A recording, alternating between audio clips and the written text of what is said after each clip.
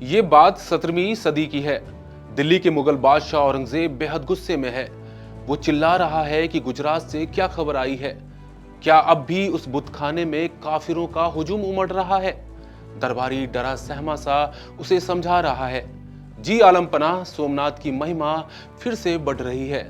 लोग दूर दराज से वहां महादेव के दर्शन को पहुंच रहे हैं। औरंगजेब फिर तपाक से बोल पड़ता है, हैरत है। जिसे गजनबी, खिलजी और हमारे पूर्वजों ने मिट्टी में मिला दिया था, वो फिर से सिर उठा रहा है। मूर्ति पूजा के इस गढ़ को हमेशा के लिए जमींदोज करना होगा। जाओ, हमारे सूबेदारों को फरमान भेजो, सोमनाथ का नामो निशान मिटा दिया जाए। ये प्रसंग सोमनाथ मंदिर के ऊपर कट्टरवादी मुगल बादशाह औरंगजेब की कार्रवाइयों से जुड़ी हुई है। साथ ही ये प्रसंग सोमनाथ मंदिर को लेकर एक जिहादी राजा के डर को भी दर्शाता है।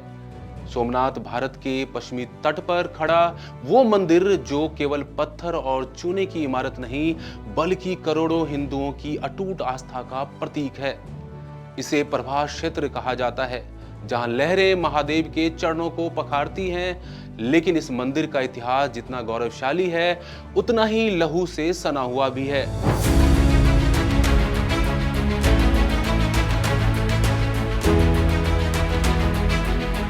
आज की हमारी कहानी हमें ले चलती है 17वीं शताब्दी के उस दौर में, जब दिल्ली के तख्त पर मुगल बादशाह औरंगजेब का शासन था। एक ऐसा शासक जिसकी कट्टरता और सोमनाथ के प्रति नफरत ने इतिहास के पन्नों पर एक गहरा जख्म छोड़ दिया। नमस्कार, मैं हूं आदित्य। भारत फैक्ट्स के आज के एपिसोड में आपका स्वागत है। मुगल बादशाह औरंगजेब कट्टर इस्लामिक सोच वाले तानाशाह शासकों में से एक रहा है। उसने भारत में अपने शासन के दौरान कई बड़े हिंदू मंदिरों को तोड़ने और इस पर मस्जिद की स्थापना करने की कोशिश की थी। उसकी इस सोच को लेकर अक्सर सवाल उठते रहते हैं कि वो सोमनाथ को लेकर इतना आक्रामक क्यों था। जानकारों के मुताबिक उसके 3 मुख्य कारण थे। सबसे बड़ी वजह उसकी कट्टर धार्मिक विचारधारा थी। औरंगजेब एक रूढ़िवादी सुन्नी मुस्लिम था। वो दारुल इस्लाम की अवधारणा में यकीन रखता था। उसे लगता था कि विशाल मंदिर का अस्तित्व उसकी धार्मिक नीतियों के खिलाफ है। दूसरी बड़ी वजह सियासी ताकतों का दमन था। सोमनाथ केवल मंदिर नहीं था, वो स्थानीय राजाओं और जनता की एकता का केंद्र था। इसे तोड़कर औरंगजेब ये संदेश देना चाहता था कि मुगल सत्ता के आगे किसी भी धर्म या संस्कृति का कोई वजूद नहीं है। तीसरी बड़ी वजह आर्थिक थी। प्राचीन काल से ही सोमनाथ बहुत ही ज्यादा वैभवशाली मंदिर था। हालांकि बार बार लुटने के कारण उसकी संपत्ति कम हुई थी, फिर भी वहां का चढ़ावा और प्रभाव दिल्ली को खटकता था। साल 1665 औरंगजेब के आदेश पर मुगल सेना ने सोमनाथ पर हमला बोल दिया। चारों ओर तलवारों के टकराने की आवाजें आने लगी और लोगों की चीख पुकार मच गई। हर दिशा में आग की लपटें छाई हुई थी। मंदिर में मौजूद पुजारियों पर हमले शुरू हो गए। एक बुजुर्ग पुजारी कांपती हुई आवाज में बोलने लगा, महादेव रक्षा करो। यह ताताई फिर से आ गए। अरे हमारे दुश्मनों, याद रखो, तुम पत्थर तोड़ सकते हो, हमारी आस्था नहीं। इस हमले में मंदिर को भारी नुकसान पहुंचाया गया। लेकिन औरंगजेब को तब सबसे ज्यादा चिढ़ हुई जब उसे पता चला कि मंदिर टूटने के बावजूद लोग गुप्त रूप से वहां खंडित अवशेषों की पूजा कर रहे हैं। समय बीता, औरंगजेब बूढ़ा हो चला था, लेकिन उसकी नफरत कम नहीं हुई।